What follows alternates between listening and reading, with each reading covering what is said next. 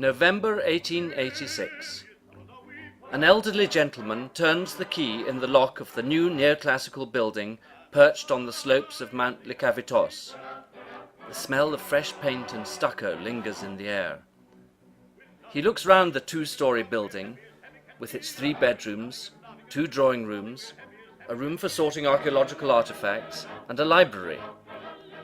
Pleased with the execution of his designs, he basks in a moment of triumph.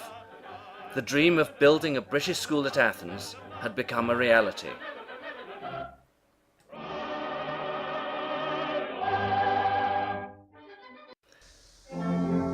The existence of national schools and institutes in Athens is now taken for granted, but in the early 19th century there were none.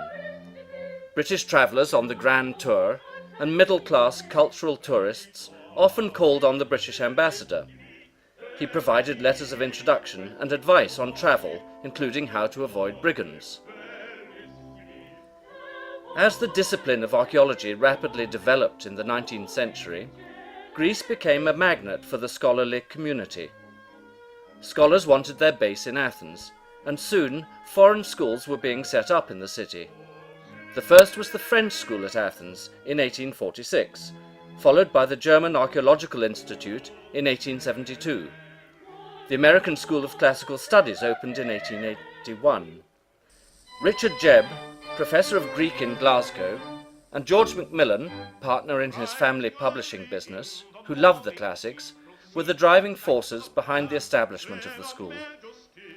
But it was Jebb's plea for a British Institute at Athens in the Fortnightly Review in May 1883 that proved to be the breakthrough they were waiting for. Just a month later, on June the 25th, the Prince of Wales, later King Edward VII, held a public meeting at Marlborough House in London. Notable guests included Lords Salisbury and Rosebery and the Prime Minister, William Gladstone, who was also a Homeric scholar. These distinguished men formed a committee for the school and gathered donations of about £4,000. That money helped fund the construction of the school's first building, begun in 1885.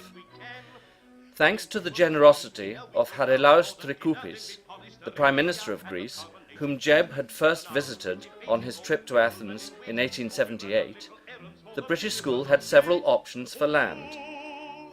Donated by the monastery of Petraki, the chosen site, then considered almost in the country, is now at the heart of the city in the wealthy district of Kolonaki. The school's first building, now known as the Upper House and the residence of the director, was designed gratis by Francis Penrose, a renowned architectural historian of classical Greece and the school's first director. As a student in the 1840s, Penrose had spent many hours on the Acropolis studying its buildings. As a result, when choosing the position of the new British school, he understandably picked a hilltop which would allow him to gaze towards his beloved Acropolis from his drawing room balcony. While we have good records of the plan and external appearance of the house, it is a pity that we know almost nothing of its interior decor, except that Penrose bought almost all the furnishings locally. Penrose began his tenure in November 1886, when the school building was completed. He was in office for just a year, but his contributions to the school were long-lasting and aptly recognized when the school library, built in 1904, was named after him.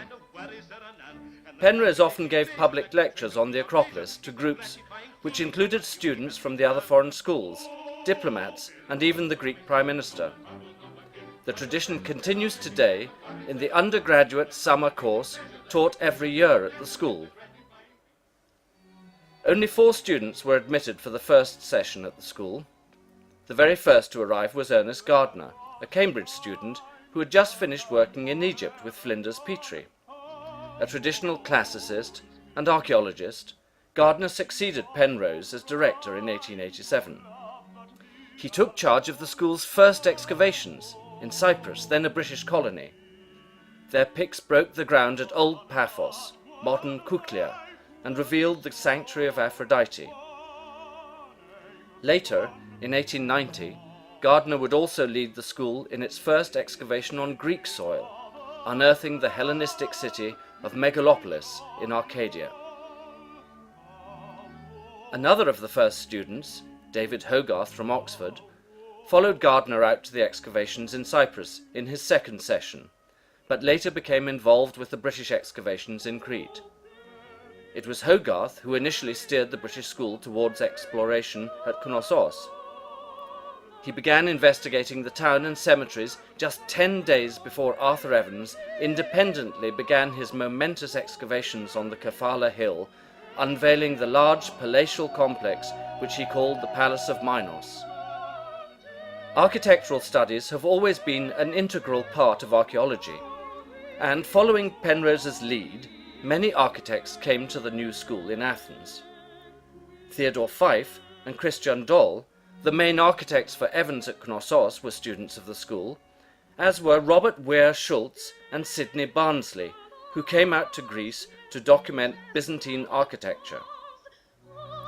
Educated in the arts and crafts tradition, Schultz and Barnsley spent about 18 months in Greece from 1888 to 1890, documenting many monuments, including the monastery of St. Luke in Phocis, and others in Mistra and Monemvasia in the Peloponnese. They were also fortunate to have at their disposal a new piece of school equipment, a camera. Beyond the means of most students, this was donated by a committee member, as it was now considered an essential auxiliary to all modern exploration. The pair's work created the foundation of what would later become the Byzantine Research and Publication Fund. Created in 1908, the fund sponsored and published the work of British architects studying Byzantine and Frankish monuments, supporting many architects in the coming decades. One was Walter George, whose beautiful coloured drawings show the freshly uncovered mosaics in Ios Dimitrios in Thessalonica, when it was still a mosque. Astonishingly, his drawings are the only surviving record of these exceptional mosaics, which were destroyed in 1917 in the Great Fire of Thessalonica. This unique collection of the fund is now housed in the British School's archive, which contains more than 3,500 architectural drawings and photographs from 1888 to 1949. By the end of the 1880s, the school was overflowing with students, to the extent that it could not house the 12 students admitted in 1889. But despite its great successes, the school was not yet financially stable. As George Macmillan said to the annual meeting of subscribers on July the 10th, 1889, "Until a permanent endowment has been secured, the financial prospects of the school are obviously precarious." And so it was to remain, until a solution was found in the next decade.